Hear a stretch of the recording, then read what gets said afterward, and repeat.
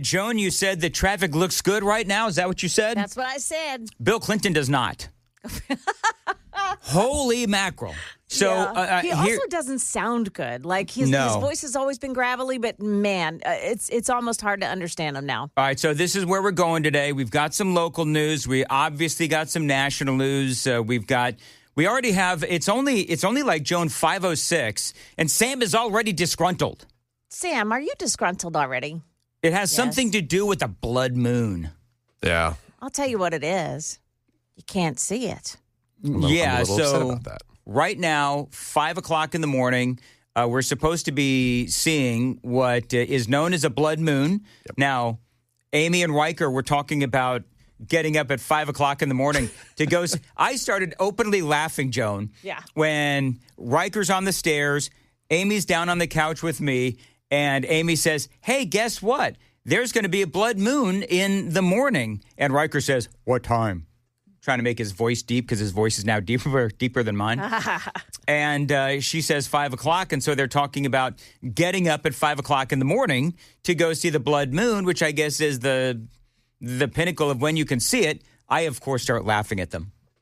Because there ain't no way they're getting up at 5 o'clock in the morning. I'm just telling you that right now. You could have taken a playbook from the Paul Rutherford Book of Pranks. What my father would probably have done is called me to wake me up at 4:50 to make sure I got up to see it, knowing that there's now cloud coverage and it's impossible to be seen. Well, so Sam now wants to leave the radio broadcast and run outside and go check to see if he can see the blood moon. So if you would like to do that, Sam, you go right on ahead, leave the broadcast. There you go. He's going to do it. I can't believe he's going to do it. He's actually going to do this. Muchachos. Oh, he's my actually gosh. Oh, my God.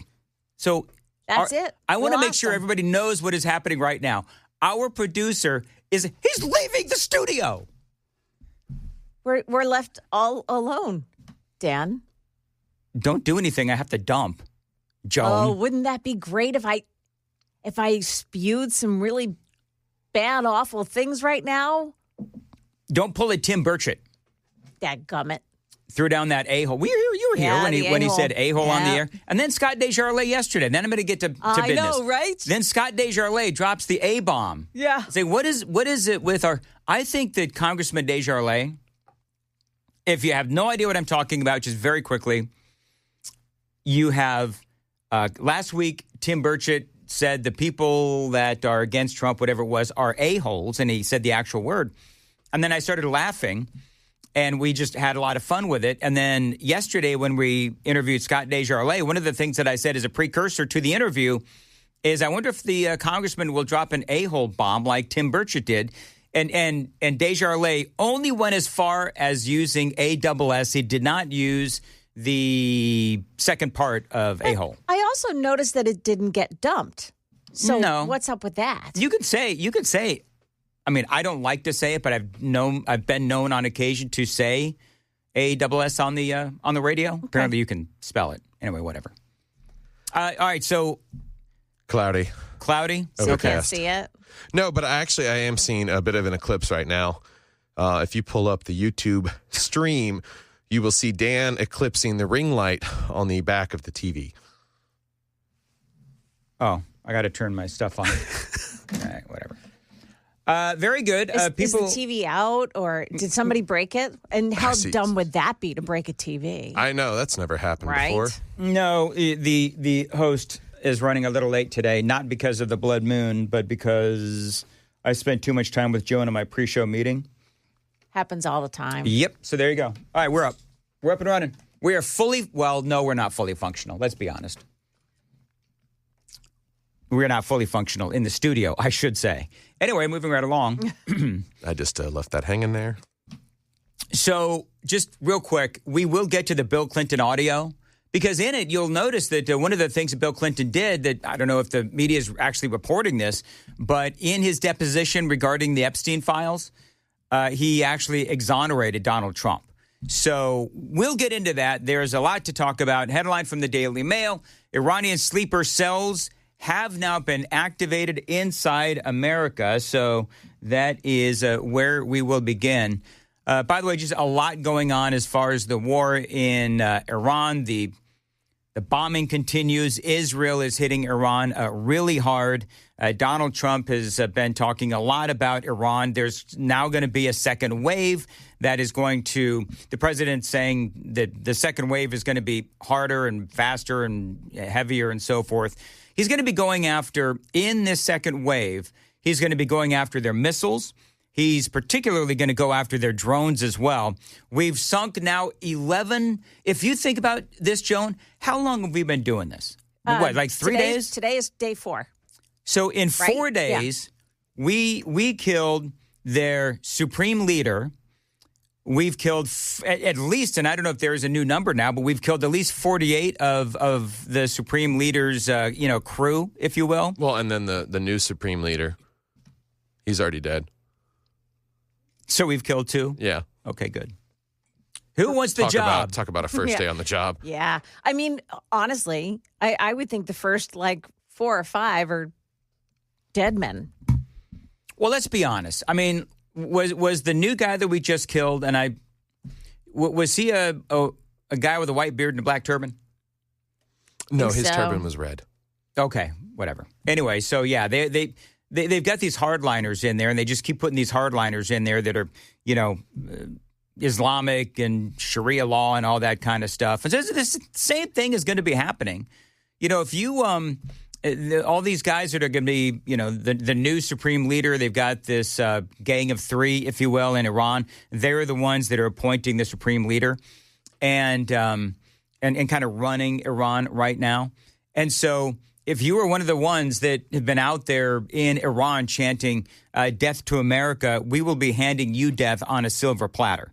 So I think this is just going to be something that is going to keep happening. We've got the second wave, the president told News Nation, that is, going to be really brutal, again, going after their missiles, going after their drones, because the Iranians are doing some damage with these drones, with their drones. We all know that they've got a very serious drone capability there in Iran's. So that is part of the conversation that we're going to have this morning. We have a video of Hillary Clinton losing her ever-loving mind during the testimony because, the whole thing was taped, right, when she was talking about the Epstein files. And so when she found out that her photograph was taken and then it was, released on social media, we have her reaction, if you will, in real time. And the Republicans have now released that. And I'm sorry, but it is kind of funny. Yeah, the tranquilizers wore off. The tranquilizers wore off, and now Hillary was, really angry. And she's, basically she said, I've had it, and threatening to leave and the whole thing. So we'll play all of that. But most important thing to me right now, be honest with you, and we talked about this yesterday. What were we going to say, Joan? I just hit the microphone with my coffee cup. Sorry. Oh, good, nice job. All right. Yeah. A guy named Charles Marino is talking about the sleeper cells that have now, they say, been activated. Now, remember yesterday, we said that the FBI was worried about these sleeper cells being activated inside America. Well, apparently now they have been activated inside America. We are going to talk about that and a whole lot more straight ahead. It is 10:15. I should say 5:15. Whoa. I'm not sure where I got 10:15 from, man. Neither. I don't. Now, you guys know what a soft target is, right? Yeah. Joan, you know what a soft target is? Yeah. Certainly you know, living in Washington, D.C. or working in Washington, D.C. Concerts, sporting events, shopping malls, public gatherings, just like we saw in Austin over the weekend. By the way, we have more information on that dude as well. So the FBI now and people that are far smarter than me are saying that we are facing what they call a convergence of threats. We've got who knows how many people in our country, and they are ready right now to carry out similar attacks like the one that we saw in Austin. This is a guy by the name of Charles Marino, and he is somebody who has been involved in this kind of work for a long time. The Austin Police Department has identified 3 victims in that fatal mass shooting at this bar behind us here in Texas over the weekend. Officials say that 19-year-old Ryder Harrington and 21-year-old Savida Shan, two Texas college students, were killed during that mass shooting. Additionally, officials just revealed that Jorge Pedersen, a 30-year-old Texas resident, was also killed. And the young age of the victims really does underscore and illustrate the tragic nature of what unfolded here over the weekend. Yeah, they talk about a Mumbai-style attack. Now, if you remember what happened in Mumbai, multiple attacks at the same time, which is exactly what radical Islamic terrorists like to do. I mean, think about 9/11, right? World Trade Center, and you had the Pentagon as well. And so they talk about multiple attacks at the same time. If you remember back in 2008, Mumbai, there were, count them, 12 coordinated attacks that happened in 3 days. Ultimately, Islamists, 175 people died, more than 300 injured in these attacks. So now this attack in Austin, for some reason, I don't know why, and I will always be surprised by these kinds of things, but for some reason, this terror attack in Austin has some people perplexed. The FBI director and the FBI special agent in charge from the San Antonio office that covers the Austin area were very careful. They said that this has the potential to be a terror attack. The potential to be a terror attack.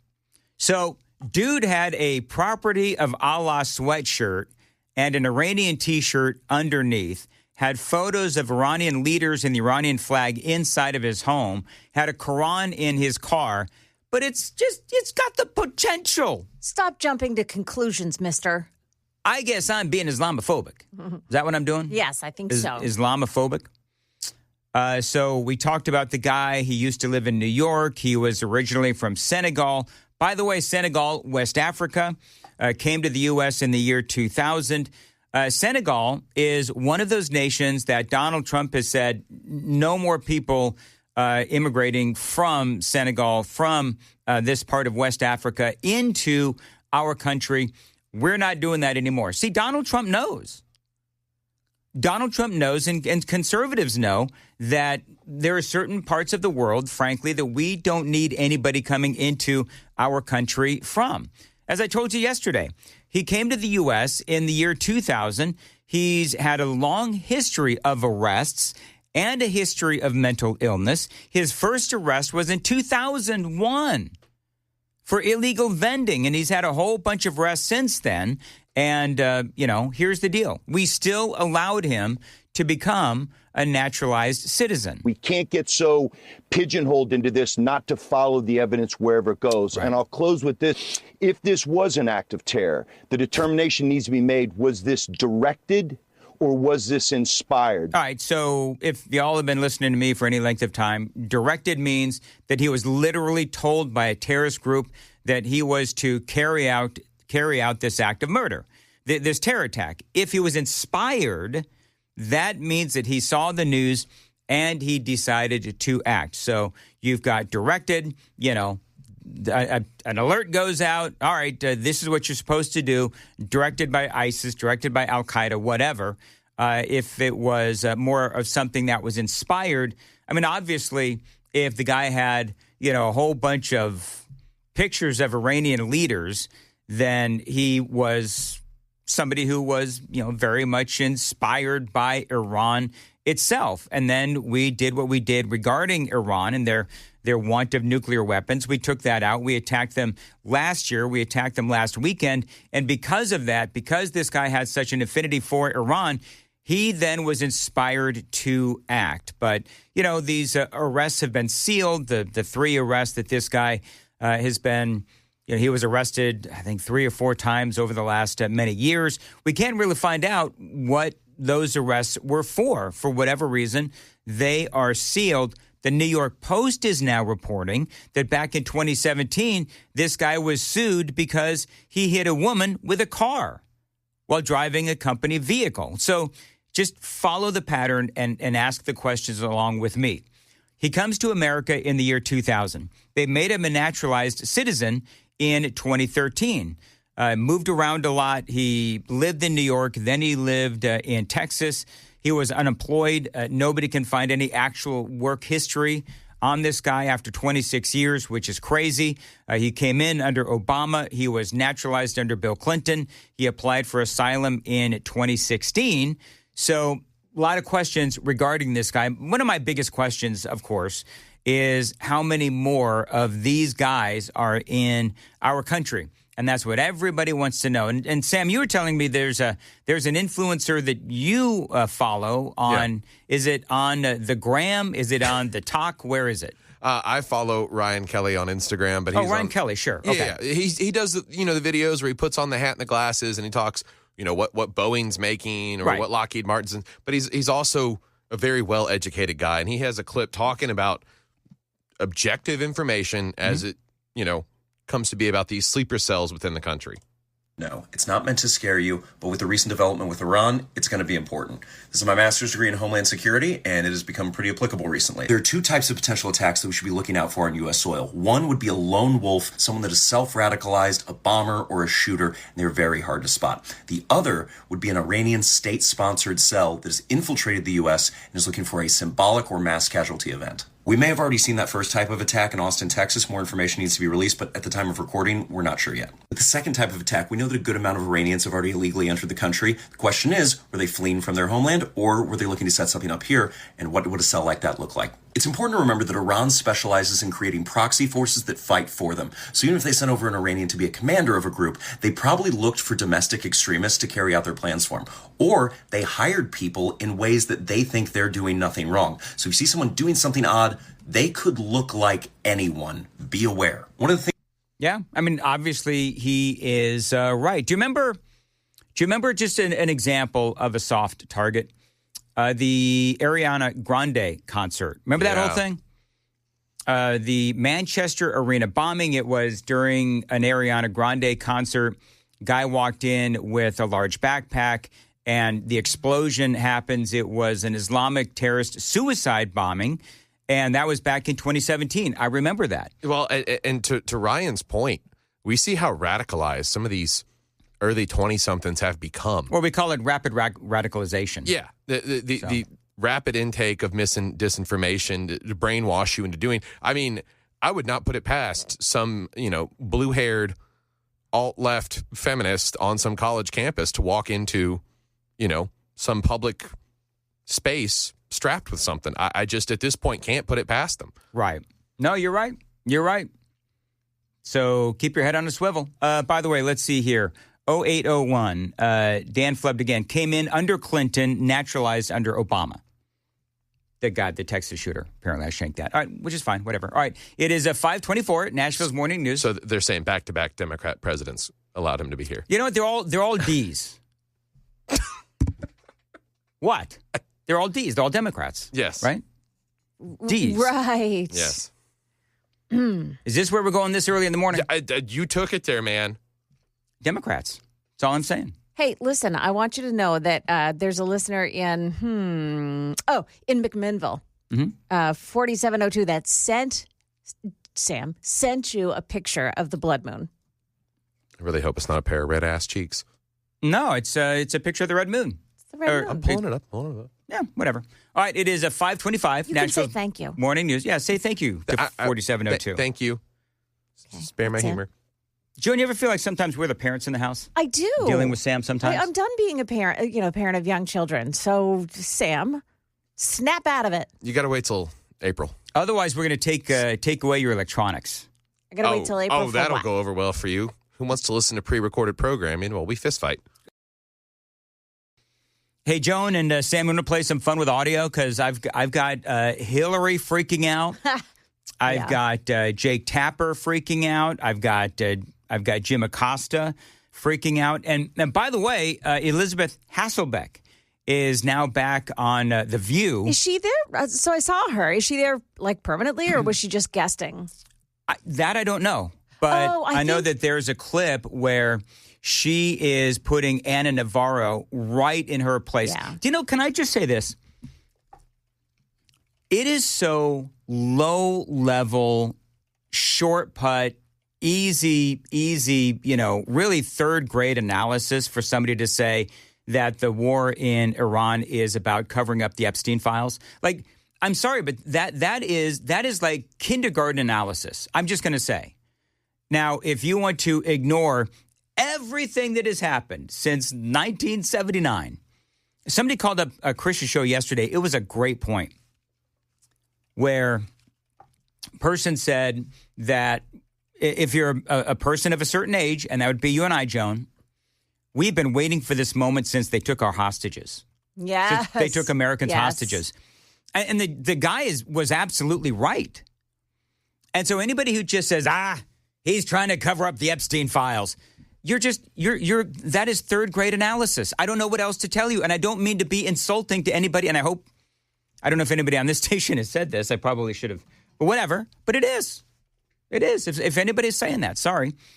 This is Elizabeth Hasselbeck, and she is talking about, she's responding to Ana Navarro. And Ana Navarro talking about the Epstein files and all this kind of stuff. Listen. I look at Donald Trump and I look at Netanyahu and I see two leaders who I think politically they benefit from war. Netanyahu is facing criminal charges for corruption back home. Donald Trump is facing very low numbers and Epstein files that are not, and we will not let go away. I do think it's... So that was Ana Navarro. And this is Elizabeth Hasselbeck.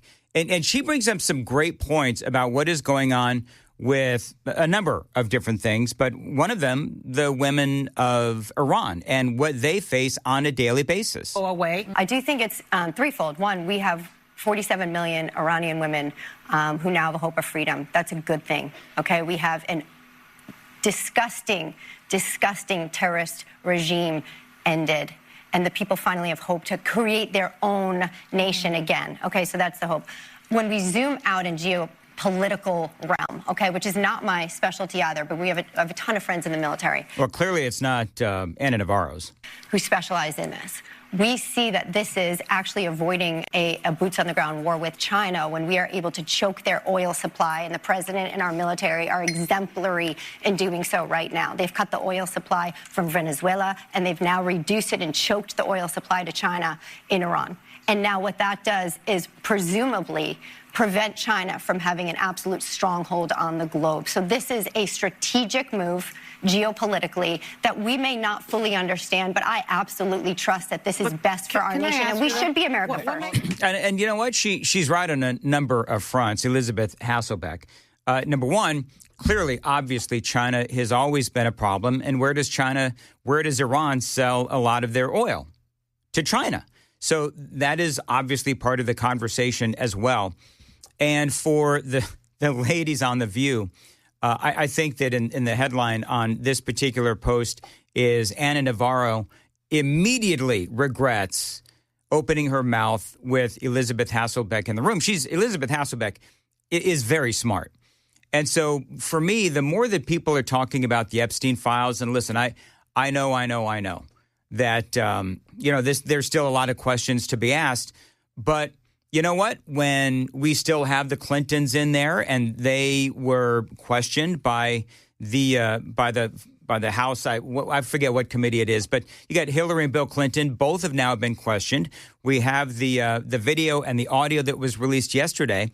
So we as a nation, we can walk and chew gum at the same time. We can ask about the Epstein files and continue with the investigation into the Epstein files and continue to do what we need to do with Iran.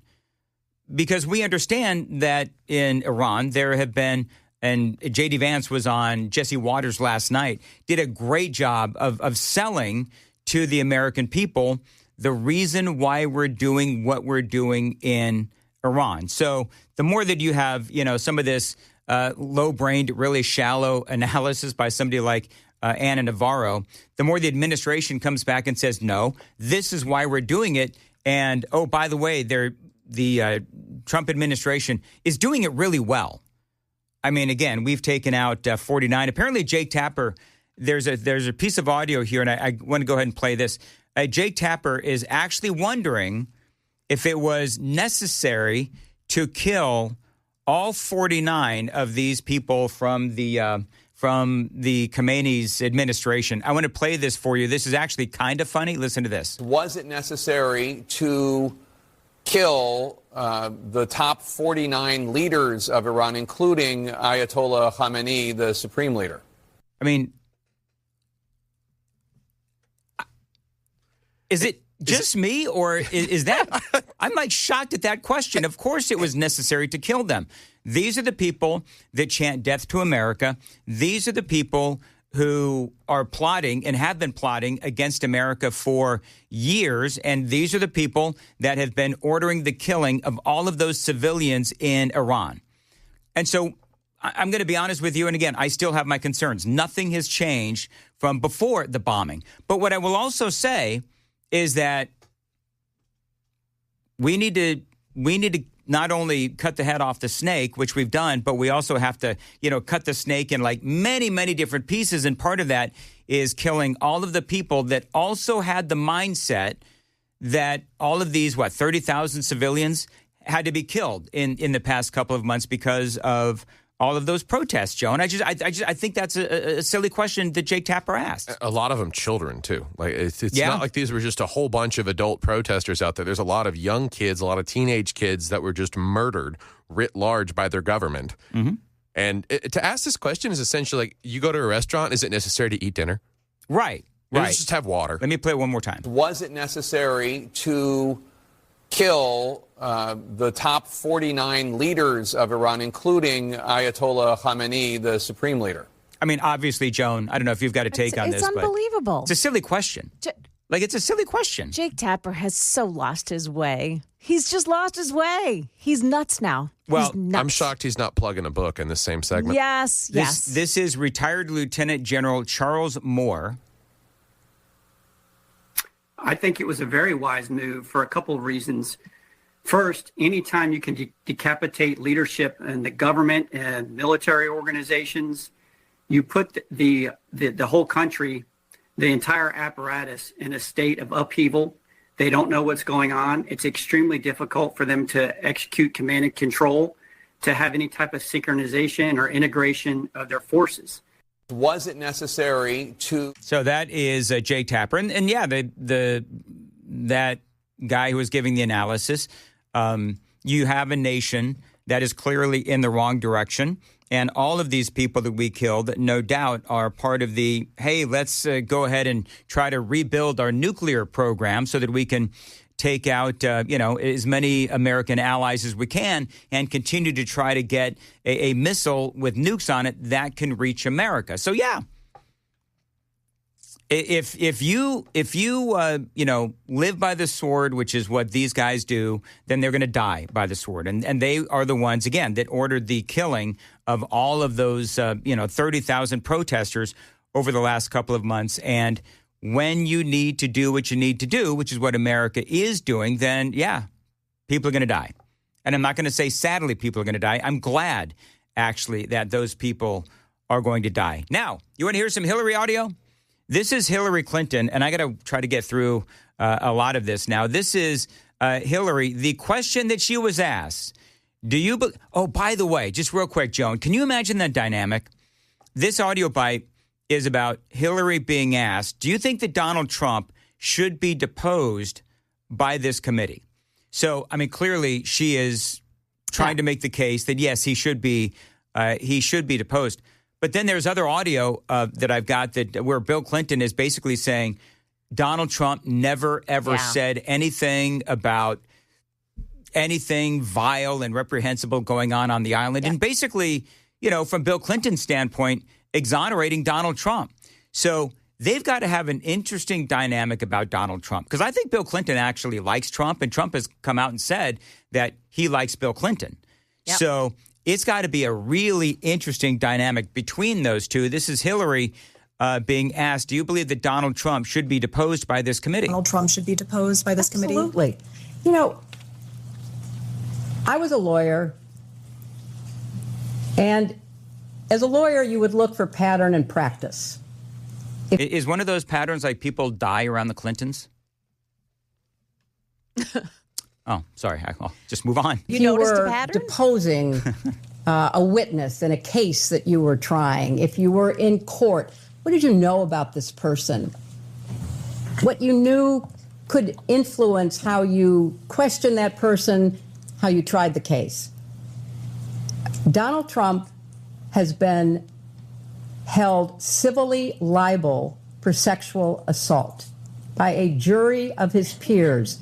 9 members of a jury found him liable in the sexual assault of E. Jean Carroll. That, and I don't know, you weren't here when that whole thing went down, but Joan or Sam, that thing was so completely bogus. Well, and the burden of proof in a civil case is just the majority.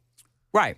And the burden of proof is a lot lighter than it is in a criminal case. Yeah, and it's also for liable, which the liable in the context of that case, if I'm not mistaken, was I did not sexually assault that woman. So he was found liable for stating that he didn't, because I guess he was denying her truth or reality, whatever the hell.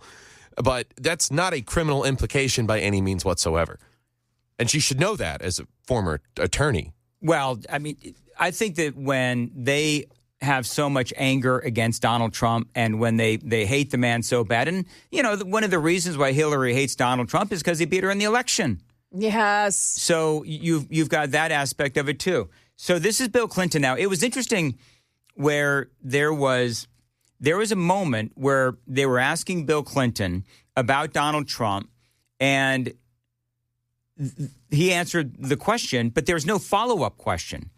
And so there was this weird sort of awkward pause where Bill Clinton is expecting a follow-up question and no follow-up question happened. So he decided to take matters into his own hands and exonerate Donald Trump. I hate this, but because I don't believe I should inject anything. But I do not want to leave the impression, but since there was no follow-up question, the president never, this is 20-something years ago, never said anything to me to make me think he was involved in anything improper with regard to Epstein either. He just didn't. That's the truth. As I said earlier, the only conversation I had with President Trump about this was in the early 2000s. And I have no information that he did anything wrong. I just want it all out there. I want everybody to get it all out there and let everybody see where we are. And realize, again, that was Bill Clinton acting on his own. Because they didn't really, from what I can tell, he didn't really ask him the question. The Democrats on the committee didn't really ask him the question about what do you know or did you know about, Donald Trump and anything that he may have done on the island. And so Clinton said, I'm just going to say this right here and right now. And I love that he did that. So and I've got some more audio that I'm going to play from this as the radio program continues to unfold. But there was also a moment, Joan, I don't know if you've seen these, but there's also a moment where they handed Bill Clinton a file folder of pictures of, I guess it was his time on the island. Huh. And he's like smiling at the photos, like he was reminiscing. Oh, my gosh. And good times.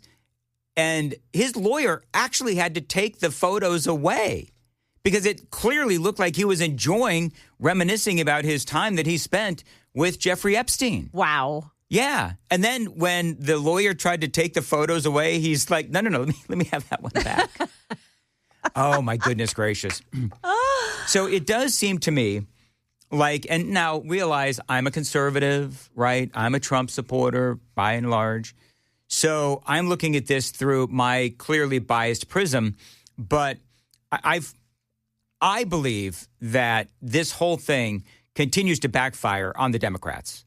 From, Bill Clinton essentially exonerating Donald Trump to Hillary looking like, she just, she did a lot of yelling.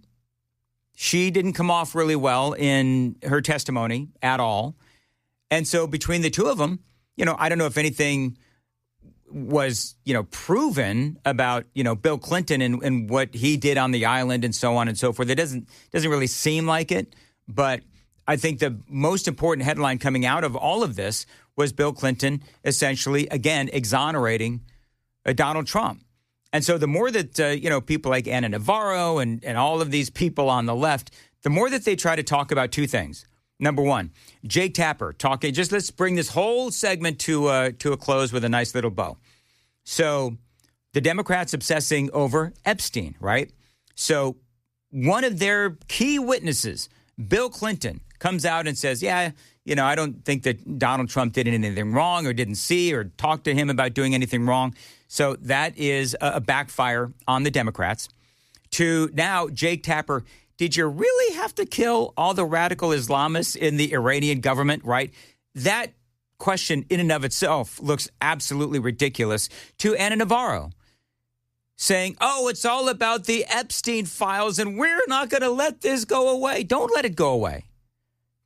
Don't let the Epstein files go away. But also realize that there are other reasons why we are doing what we are doing in Iran. And, I made the joke yesterday, Joan. I'm probably, it's the same thing that's going to happen today where I'm going to be called, not only a pacifist, but also a warmonger in one show. I thought it was really interesting yesterday because I talk about, my concerns, and I do still have concerns about all of this. I'm not going to bore you with that. But I think that with the precision that we're doing this, I think you and Sam had some great points yesterday where the precision of what we're doing from, killing Khomeini on the first day, killing the 49, and I'm sure there's probably more by now, but the other 48 of these radical Islamists that were in Iran's government, to how concise we are in taking out their ships, their communication. Now we're going to work on their drones and their missiles and, just how well we are executing this attack. I think that this may not be 4 or 5 weeks. However, it might be shorter. However, Donald Trump said something last night I do want to bring to your attention.